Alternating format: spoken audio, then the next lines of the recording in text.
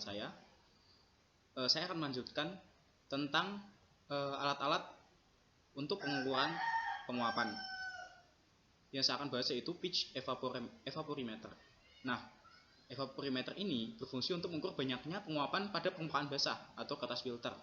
Alat ini terdiri dari tabung gelas yang berskala 0 sampai 30 cc dengan pembagian skala 0,1 cc. Pada salah satu ujung tabung terbuka diberi jepitan logam dan tabung gelas ini diisi air distilasi.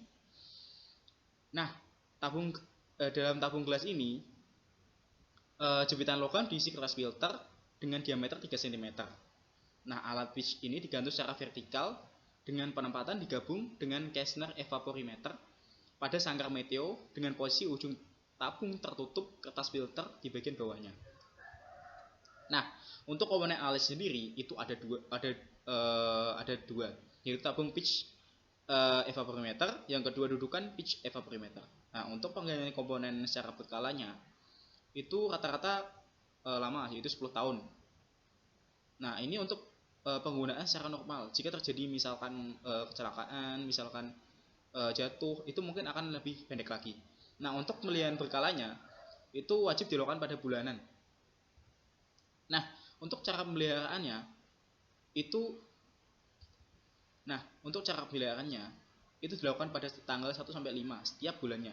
Setelah jam pengamatan yaitu 00 UTC sampai dengan sebelum jam pengamatan. Bersihkan kotoran dan debu yang melekat pada tabung kaca pitch evaporimeter dengan kain halus. Bersihkan dudukan pitch evaporimeter yang terbuat dari stainless steel menggunakan metal polish. Lakukan pengecatan dengan dudukan pitch evaporimeter untuk menghindari karat. Yang kelima, waktu yang dibutuhkan itu 15 menit. Catat seluruh aktivitas pada logbook peralatan. Nah, selanjutnya kita akan lanjut pada alat pengukuran awan. Nah, untuk alat pengukuran awan salah satunya itu ceilometer. Nah, ceilometer ini adalah alat yang digunakan untuk menentukan jumlah tutupan langit yang terdiri atas bagian balok yang mendeteksi luasan awan atau langit cerah dan bagian laser secara vertikal untuk mengukur tinggi dasar awan. Nah, untuk komponen alat sendiri yaitu ada 7 modul transmitter, receiver transmitter, selubung pelindung, pedestral, konektor eksternal, display, calon daya. Nah, untuk pemeliharaan berkalanya itu pemeliharaan berkala itu mingguan dan juga bulanan. Nah, untuk penggantian komponen secara berkalanya itu untuk penggantian modul transmitter, receiver dan selubung pelindung itu 10 tahun. Dan juga pergantian pedestral itu juga 10 tahun. Nah, untuk penggantian konektor eksternal itu sekitar 2 tahun.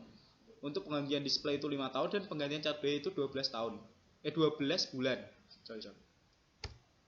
Nah, untuk cara pemeliharaan mingguan, waktu pemeliharaan mingguan itu dilaksanakan setelah pengamatan 00 UTC. Ya, tahulah.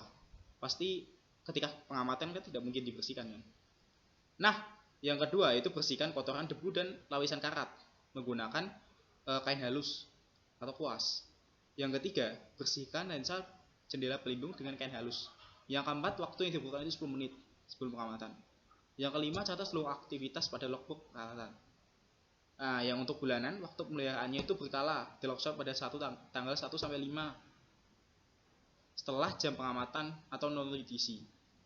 Nah, untuk pemeliharaan berkala minggu itu dilaksanakan setelah jam pengamatan UTC dengan sebelum jam pengamatan berikutnya.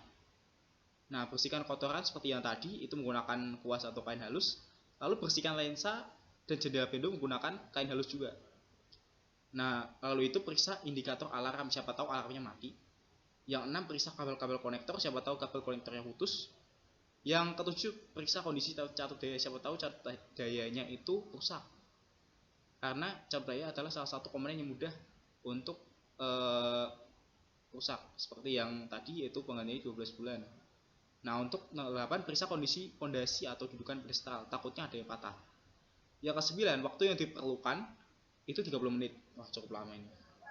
Yang ke-10, catat seluruh aktivitas yang dilakukan pada logbook peralatan. Nah, sekian presentasi dari kelompok kami. Terima kasih telah mendengar dan menyimak apa yang telah kami sampaikan. Saya tutup dengan bacaan Alhamdulillah. Wassalamualaikum warahmatullahi wabarakatuh.